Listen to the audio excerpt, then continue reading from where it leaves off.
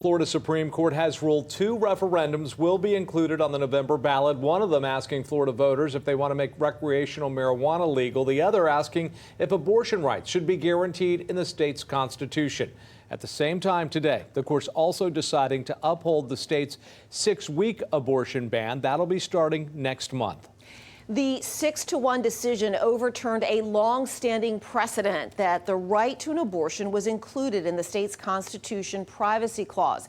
The state's highest court ruled abortion privacy relied on the federal decision in Roe v. Wade that was overturned by Dobbs. Now, the fate of abortion access is in the hands of voters.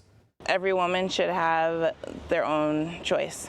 They should be able to choose on whether or not the outcome is what they need it to be. I think they're going to be very surprised in November. I think women are getting very angry. You have to let people choose how they want their life. It would take 60% of the vote to ensure abortion rights in the state's constitution. If the measure fails, the 6-week ban will remain in place. The Florida Supreme Court also upholding efforts to have recreational marijuana. That issue included on the November ballot. It would essentially make marijuana legal for most adults. The amendment would permit non-medical marijuana use and remove criminal or civil penalties for adults in possession of up to 3 ounces of pot. There's been a long efforts by lobby groups to legalize recreational marijuana here in Florida. But voters we spoke to, well, their reaction is mixed.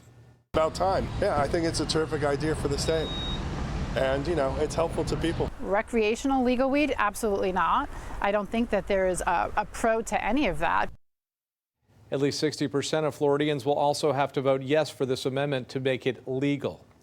These highly debated issues are drawing even more attention to the November election. Yeah, tonight our Luli Ortiz looking into how this could have an impact on voter turnout. I spoke with experts and political analysts, and they echo the same thing. These 2 referendums are expected to drive even more voters to the polls, possibly more women on the abortion issue, and younger voters weighing in on the marijuana argument. Obviously, a presidential election gets a lot of people excited and brings people out, but you might have folks who may not have cared as much or been as motivated to get out for vote for president and all of the other races. But now with these amendments, it might just drive them out. Giving voters a chance to expand abortion access and make recreational marijuana available to adults could have caught the attention of many, driving voter turnout even more than expected this November. And Palm Beach County Supervisor of Elections Wendy Sartory Link welcomes that kind of participation level. For the abortion issue, I think you're going to get people who feel strongly on both sides of that coin and that they're going to come out. And then also on the recreational marijuana, same thing. I think that there are people who feel strongly on both sides and will come out. And this increase will have an influence on the presidential race. Florida is a more Republican state now.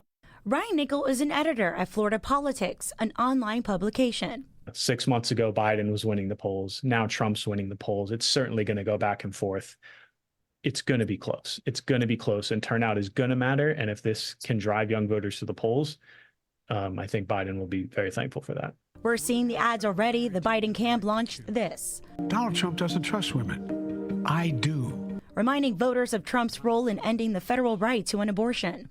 If we're just looking at the post-Roe v. Wade election results, Democrats, independents, however you want to cut it, the electorate as a whole is coming out in favor of protecting these rights more forcefully at the state level, because that's where this question is decided now that the federal protections are gone. As for the marijuana issue, that cuts across party lines more cleanly. Certainly more Democrats support that than Republicans, but that is a more bipartisan issue. It still remains to be seen whether the measures will actually pass and clear that 60% threshold, though. Meantime, locals hope Floridians read up on the amendments before voting. Let the people decide. That's the major thing, I think. And I hope everyone does their research and just doesn't vote yes or no, on a whim. In West Palm Beach, I'm Luli Ortiz, CBS 12 News. And we want to know, will the abortion and marijuana referendums make you more likely to vote in November? Right now, 73% of you say yes, 26% say it won't, and 1% they're not sure.